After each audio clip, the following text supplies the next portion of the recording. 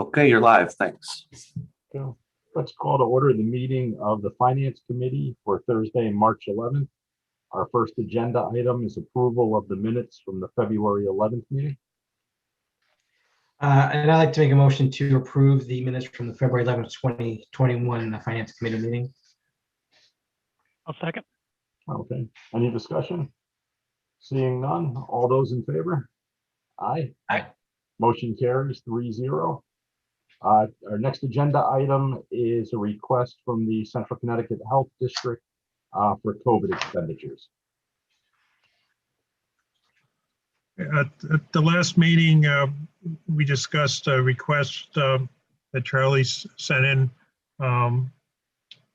providing some additional funding for some of the services that they had to provide related to COVID. And the committee had a few questions that I couldn't answer.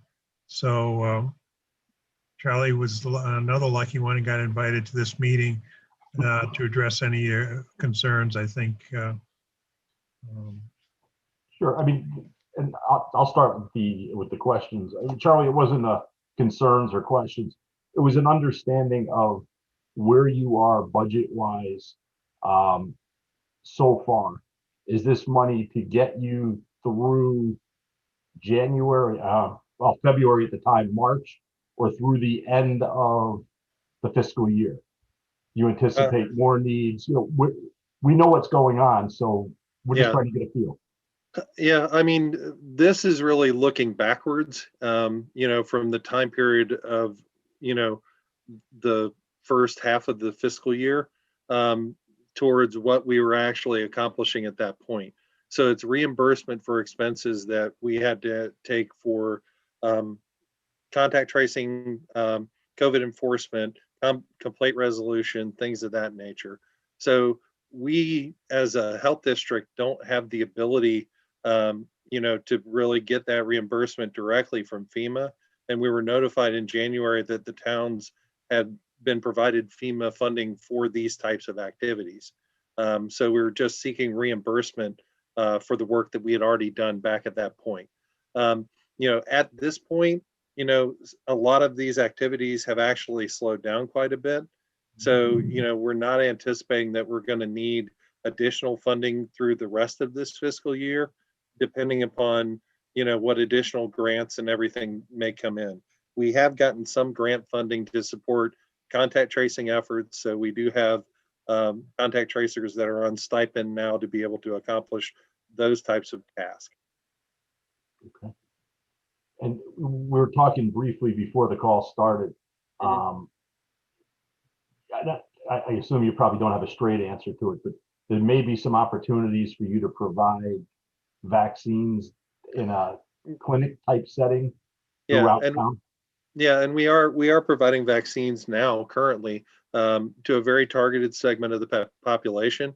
So we are providing vaccines to really right now it's 65, 55 and above, but those with the most acute functional needs and transportation needs. So we're trying to hit the hardest of the residents. So if they can go to Rensselaer Field, we'd have them go there. But what we're trying to do is to make sure that those people who can't make that travel are actually getting an opportunity to be vaccinated. So we will actually bill for administration fees for those services. And that's one of the ways that we actually fund general public health activities, you know, as a whole during our flu season and things of that nature. So we do get some funding that way. It doesn't cover all of the expenses, but it does cover some. Okay. Okay. Chris, Jeff, either of you have questions for Charlie? Probably nothing outside of what you had asked Alan. Okay. Chris, anything else? Yeah, so just this is retrospective.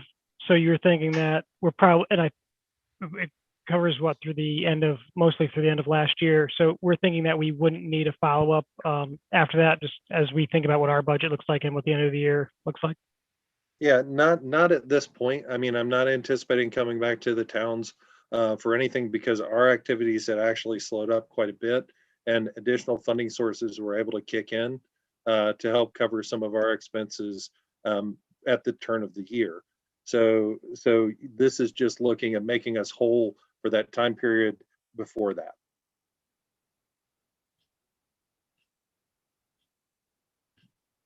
That's it. That's it for me. Unless there's anything else that you wanted to plug while you got the camera on. No, just the $20 per capita would always be a wonderful thing for comprehensive public health services, but really that's not up to you guys as far as that goes.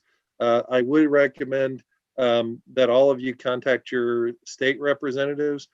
In the state budget, they're actually put level funding for local public health, but it's level funding that includes the cut from 3 years ago. So where we're supposed to get $1.85 per capita from the state, we're actually, for the last 3 years, even during a pandemic, we've only gotten $1.64. And every time they cut us short on state per capita, the only place I have to go for additional revenue is to our towns who support us. So I know it hits you guys hard, because we're between a rock and a hard place. So I encourage all of you to contact your state representatives to encourage them to, at least fund us at the statutory level, if not more so, because we're in the middle of a pandemic and $1.85 per person from the state just seems to be kind of a paltry amount to do all the things foundationally that we have to do aside from pandemic funding. And I'll get off my soapbox now. That's a good point, though. Thank you, Charlie. And John, could you just going backwards from the prior meeting, give us the dollar amount that is requested? 20,500. Okay. And we would be moving that to new business or the consent agenda for the document? But you, maybe the finance committee can just authorize the expenditure Okay. for this dollar Yes, amount. we do that right now. Yeah, Because we we're can gonna do be that now. taking out our fund, FEMA money, right, Mona? Yep. That's right. Yeah, because it doesn't come out of your coffers, it's FEMA cash. That's right. So should I make a motion to go ahead and do that? So Go ahead, Jeff. is it 20,500 even? Yes, So I'd like to make a motion to approve reimbursement to the Central Connecticut Health District to be paid by the town of Rock Hill of $20,500 to reimburse them for additional expenditures during the COVID pandemic. And that's to come out of our money we are receiving from FEMA. I'll second. Okay. All those in favor? Aye. Aye. Motion carries 3-0. Charlie, thank you for joining us, and best of luck continuing keeping us all safe. No, thank you, and I appreciate your support. Contact your representatives, folks, and we'll talk to you soon. Thanks, Charlie. All right, bye, guys. Charlie. As long as we're spending money, I guess we should move on to our pools. Welcome, Craig. yeah. Good evening. Leah, last meeting, we discussed due to the inactivity of the pool this past summer, the aquatics budget had some extra funding in there, and Craig was requesting doing some work on the pool, sandblasting, et cetera, and doing a transfer from the part-time line to the pool repair line. And I think it's for a little less than $42,000. And we were going to look to see how our February numbers looked. And between the February numbers and the American Rescue Plan that was passed, it seems like the town is in pretty good shape to be able to move forward with this so that Craig can get it started before, so it's done for the summer season. I don't know if you want to add anything else, Craig, you're welcome to. No, I think I covered it last meeting, just to let you guys know. I mean, it's just important. The sooner we know, the better, so that we can line up this contractor before he gets booked up with other jobs. So that's pretty much it on my end. Okay. And John, do you have an exact dollar amount, or are we talking so we can make a motion here, or? We were using about $42,000. I think the exact amount is 41,826.36. But Okay, well, Yep. 42,000 I think we did will a cover. transfer of 42,000 even, I think was our request. Okay. Yep. And the last question on John, is this going to the council, or is this is just a line item? no, approval, so we can do this it. is more of because of the visibility of the pool and so on, and talks of doing major work at the pool. We sort of brought it to finance to bring it to light that we're going to spend that money. The town manager is allowed to move money within a budget. Okay. So this is more of an informative one, and because we do have some pool money, we did get that pool grant, but this has nothing to do with that. Okay, so we'll just make we could handle it here at finance. Yes. Okay. So do we have a motion to approve the fund line item transfer for the pool? Well, do we need to make a motion if the town manager has a need to do that, or? Not really. It's just more the finance committee approves the pool repair for $42,000. Oh, okay, so That's approving about the it. repair as well. Because it's all within the same, Okay. Right. same budget. So Just as a- I'd like to make a motion. Oh, sorry, go ahead, Chris. Yeah, I was What's just gonna ask, as a point of order, I was looking actually through the minutes for something else, but we made a motion to table it at the last meeting. We have to take it off the table before we do anything else. Yep. Good point, Chris. So why don't we have a motion to take the pool repairs off the table, or put it on the table, I'm sorry. So I'd like to make a motion to put the pool repairs that was tabled last meeting to untable it. How's that? I'll second. Okay, all those in favor? Aye. Aye. Motion carries 3-0. And then I'd like to make a motion to approve a payment of $42,000 to use toward the repair of the pool, used primarily for sandblasting. Second. Okay, all those in favor? Aye. Aye. Motion carries 3-0. Craig, I guess you got some contractors to talk to. Yes, I do. I just want to say that was very good bipartisanship right there. You guys did a nice job. And let's go We're all UConn about it. Huskies. It's the only way the finance committee runs. That's right. That's right. Let's go UConn Huskies. Thank you, everyone. Thanks, Craig. Take care, Craig. And that's the difference between national politics and local politics. We have to do it Yeah. together. We Yeah. actually can get along. Yeah. And that was, sorry, and that was for the sandblasting, and was it the other piece too? The painting, sandblasting and painting. Painting too. And we had the other piece, that there was the valve that needed to get fixed at the high school. Yeah, we didn't touch that this time. Okay, so are we considering that? I'm sorry, just while we're talking about the pool, while we're holding up Craig's from eating dinner. I mean, it's going to have to get done at some point, but it's something that we have a We little should bit be more able to- flexibility with. Yeah, handle it through their repair account. Yeah. Okay. Very good. All All right, Craig, go get dinner. Thank you. Thank you, guys. Thank you. Thank you. Moving forward, we have an item in our agenda, item 4, a temporary easement and maintenance agreement. Yes, the husband of a volunteer at the library who recently passed away wanted to do something for his wife, and he worked with the mayor and Mary Hogan at the library to discuss putting up a memorial at the on the grounds of the Core Belden Library at 33 Church Street.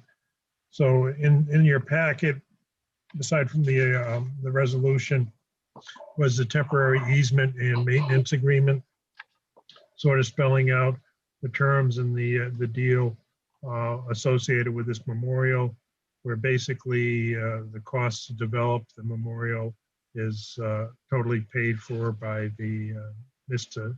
Patak, and then the town is granting him an easement to do that, and I believe he'll be responsible for it through September of 2024. So this is just the agreement to approve to move forward with the memorial on at the library, on the library grounds. Okay. Do we have a motion to approve the easement? Yeah, I'll make a motion to approve town council resolution of March 16, 2021 for 33 Church Street temporary easement and maintenance agreement. Do you mean to read the whole thing, or is that sufficient? That's sufficient, because it's going to go to the town council for Monday Yeah. night. Too, so. Okay. Okay. And are we, a second. So Okay, we have a second. Now discussion, Chris. I just go to the consent agenda or the full agenda? Full agenda. Okay. It's a really exciting project. I think people will want to hear about it, but I just want to make sure we're putting it in the right spot. Yeah, as new business. Okay. Any further discussion? Seeing none, all those in favor? Aye. Aye. Motion carries 3-0. I think that's all the motions we have for now.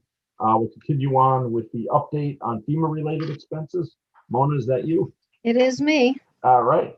Okay. So we have a two-part on FEMA. The upper half of the report talks about the FEMA related to the COVID expenses.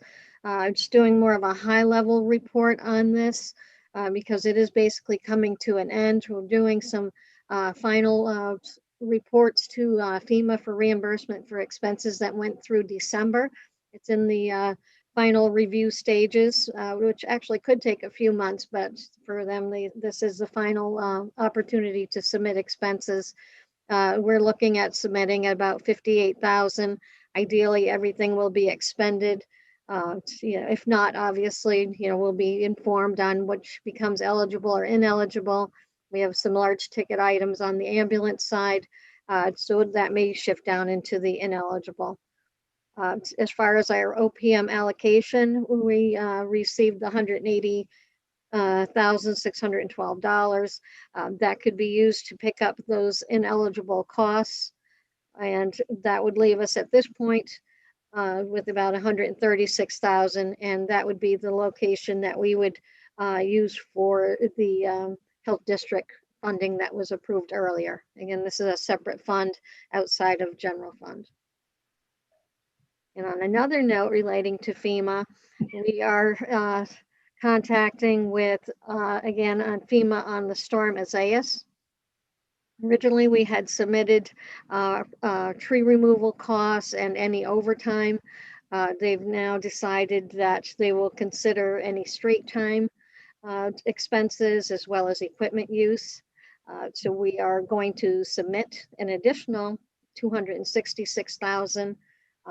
I'm going to say I'm, not entirely positive on that. It seems that the restrictions on collecting reimbursement on that may be very strict. They're looking for GPS locations for each hour and photographs, which may be more challenging to go back, retrospectively to gather that information. But we are determined to do our best to get as much reimbursement as we can.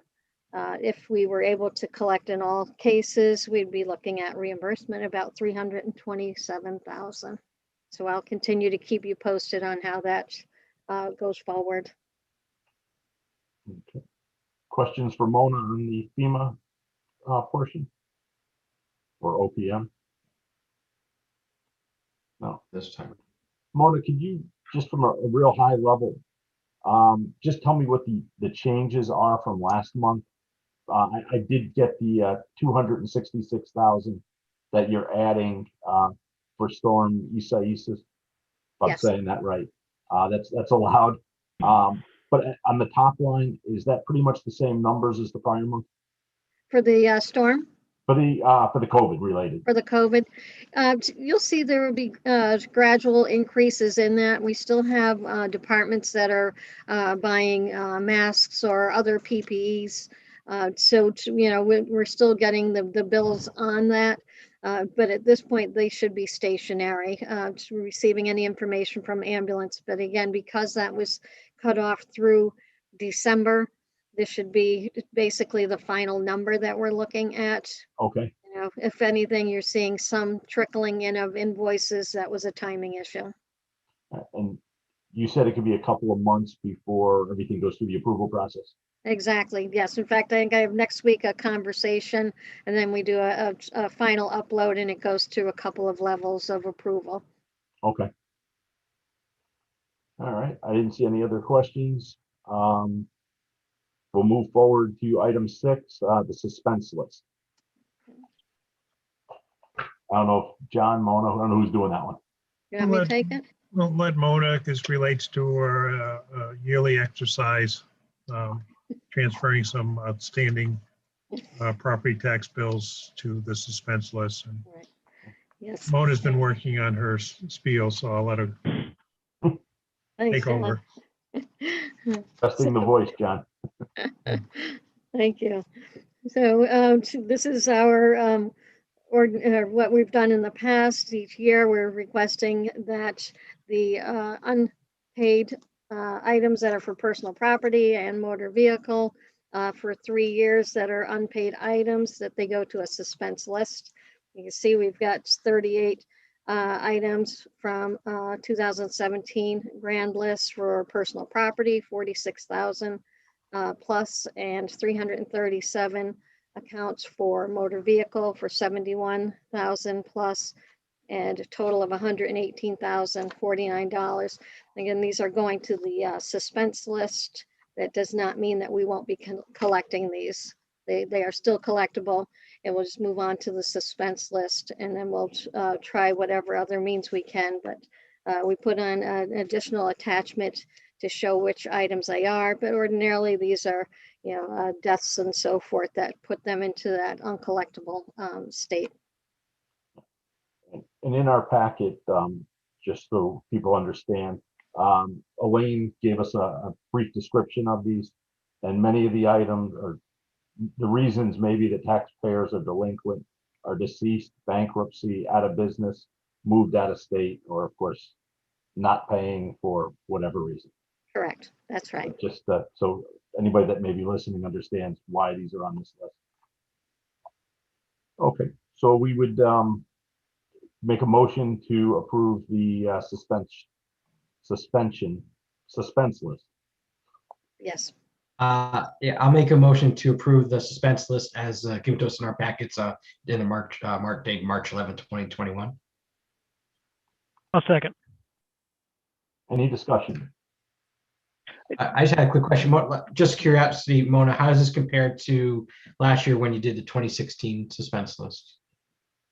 I don't know, in all honesty. I would probably have to check back with the tax collector, but it does not seem to stand out in comparison to previous years. As far as I know, that there was nothing that stood out to be unusual when it was presented to us. Okay. And for some of the, I certainly understand on like the motor vehicle side where people may be deceased or they've left the town or other, there's some smaller amounts. On the business side, there are some that are in 4 figures that do appear to be some active businesses that are still in town. You mentioned that we're still pursuing collection of these. Are these folks who are going to have a payment plan? Like if you're an active business and is it a dispute over personal property, or how does that work if you're an active business in town that has, potentially a that appears on this list. I believe they do have the, I know John looks like he wants to respond, but they do have the option. In fact, they can use the marshal if need be, if there's no action on these. But she will work out an installment plan with the delinquent taxpayer. It just seems that we have a better shot of collecting Yeah. something like that than Yeah. with someone who's, $50 for a car that might be in a junkyard somewhere. Yeah, but I think the cars are pretty much a write-off because they're probably long gone. But the businesses, we do have success, but again, they could be in business, but they may not be putting the property taxes high on their checkbook or Sure. checklist. Okay. Any And- further? Just go ahead, Chris. If you have another question. Yeah, it was just usually around the same time of the year we see the suspense list, we make a determination if we're going to do a tax sale. Is that something that we think is going to happen this year? Or I know we had a lot of success maybe 2 years ago. Do we have a sense of where we are with that? No, I tend to think we do them every 2 or 3 years, at least maybe longer, to build up maybe a bigger list to make it more cost effective. But we're not planning on doing a tax sale in the near future. Okay, all set. Okay, we have a motion, we have a second. All those in favor of the suspense list? Aye. Motion carries 3-0. Capital and non-recurring expenditure fund, item 7. Yes, I identified the transactions that occurred in the fund this past month. The first one was related to that Board of Ed request for funding to help cover some of the costs they incurred opening up the schools for COVID-related costs associated with opening up the schools. So I was approved at Finance and Town Council for $230,000. And then that's item number 1. So the check was issued and given to the Board of Ed since the last meeting. The other one is that the roof replacement project at Stevens School is completed.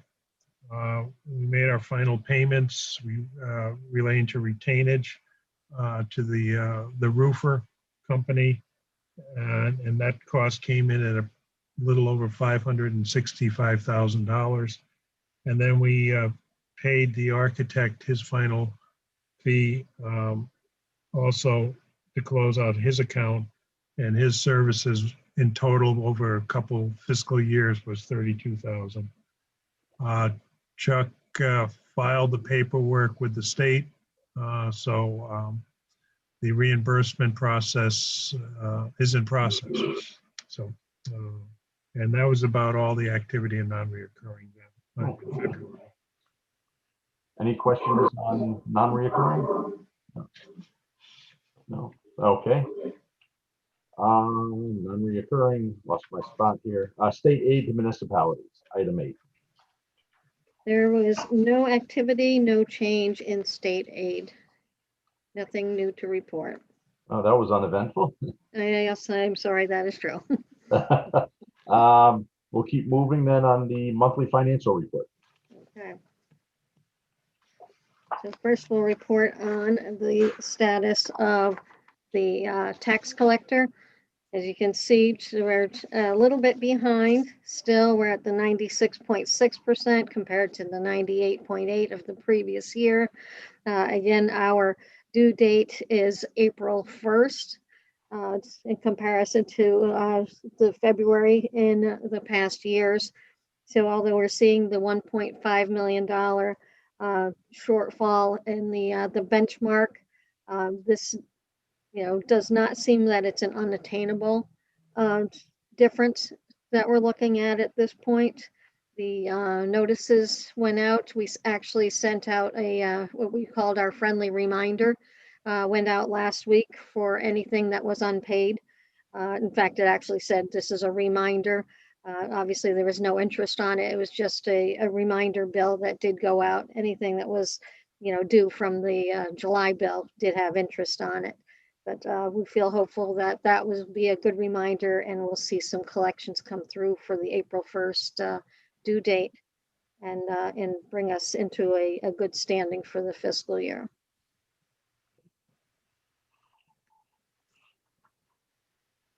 Keep going. I think we're Keep good going? to continue on. Yeah. All right, so revenue overall. Again, we're looking at the taxes are exactly where we should be. State revenue, we have no areas of concern. Interest, obviously at 8% is a terrible concern for us. We're at $250,000 shortfall, and we don't foresee that to be an improvement. So that will be an area we'll have to adjust for. You'll see the variance for solar energy, but that's a timing of payment. On the brighter side, we have, of course, our conveyance taxes that are going over 100%. And we will look at the building permits. It's a little bit behind. We're probably at this point should be at about 60%. Right now at 50%. So ideally it'll pick up. So we'll continue to watch that. Overall revenues are at a good place. Mhm. I should Yeah, say pending the taxes. I guess the only Uh, question or comment on building fees, building permit fees. Correct.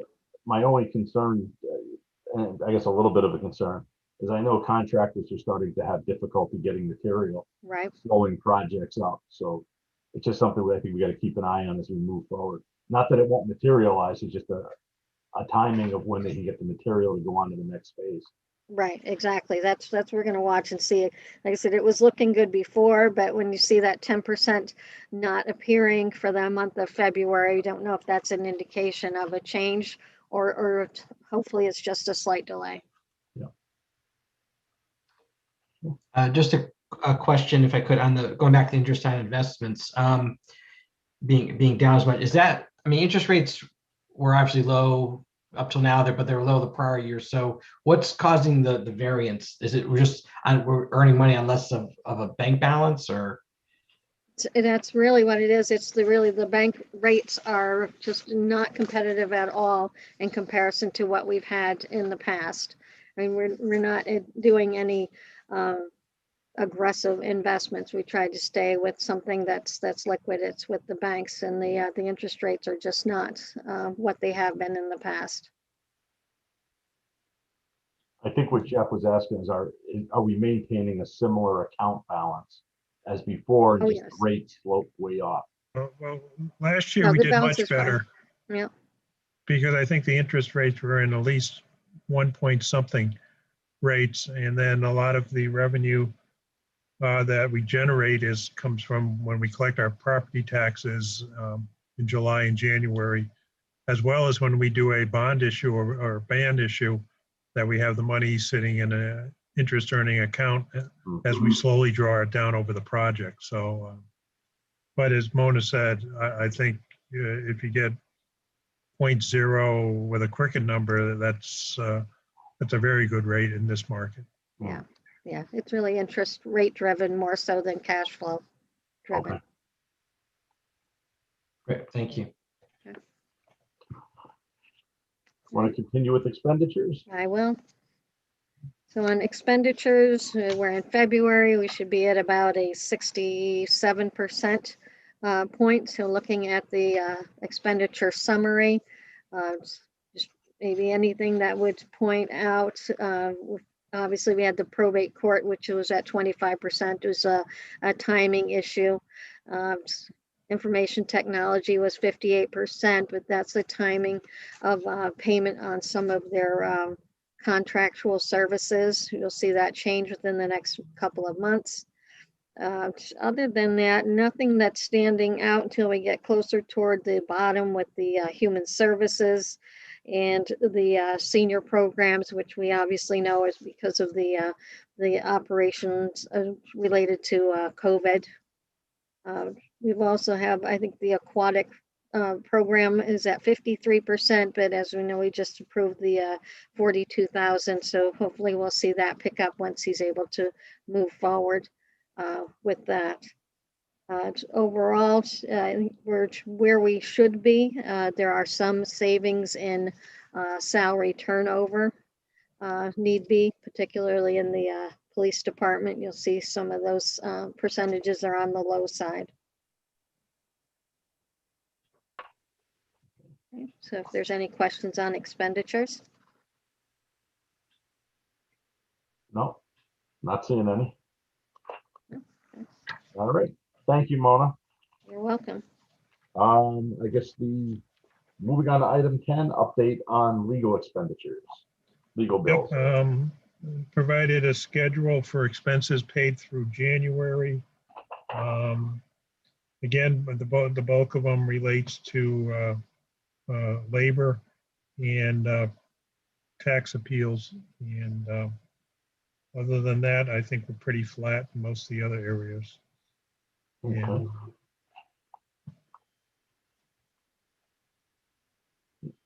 Any questions there? Not seeing any.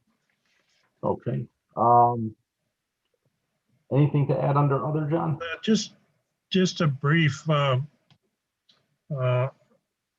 synopsis of maybe that American Rescue Plan that passed. I think Rocky Hill from the town side is projected to get $1.9 million from that piece of legislation, and the Board of Ed, a little less than $1 million. As far as we can tell, the money's going to come in 2 tranches, they're calling it. So we should be town should be getting half of its money within the next 60 days. And then the second half a year later. And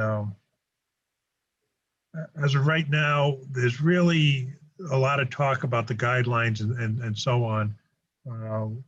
What you can use the money for, what you can't use it for. You can't put it into a pension plan, but you can upgrade your water systems and items like that. So waiting for the Treasury to release the guidelines on what this money can be used for. Now, assuming it's COVID related, of course, and how it might replenish lost revenues, on how they divide what you can replenish that money with those lost revenues. So hopefully by the time we get the first tranche, we'll have the guidelines on what we're going to do with it.